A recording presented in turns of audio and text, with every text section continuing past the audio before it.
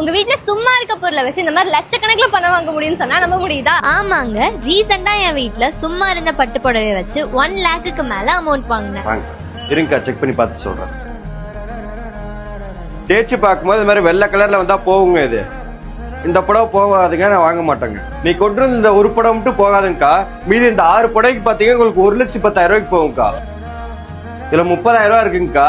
Balance வந்து உங்களுக்கு 80,000 பாத்தீங்கன்னா ஜிபே பண்ணிடுறோம்க்கா. நம்ம கடை பாத்தீங்கன்னா ஸ்ரீ பாலாஜி பட்ஸ்ன்றங்க. நம்ம பழைய பட்டுப்புடவை யாருமே தர முடியாது, நல்ல விலைக்கு வாங்கிட்டு இருங்க. நம்ம கடை எங்க லொகேட் ஆயிட்டு இருக்குன்னு பாத்தீங்கன்னா கோயம்புத்தூர் அவினாசி ரோட்லீங்க, கேஎம்சிக்கு அடுத்த பஸ் ஸ்டாப் கோல்டு வின்ஸ்லீங்க, மெர்லிஸ் ஹோட்டலுக்கு நியர்பைங்க, யமகா ஷோரூமுக்கு ஸ்ட்ரைட் ஆப்போசிட்ல இருக்குங்க. நம்ம பிரான்ச்சஸ் பாத்தீங்கன்னா சென்னை, கோயம்புத்தூர், ஈரோடு, திருப்பூர்ல இருக்குங்க.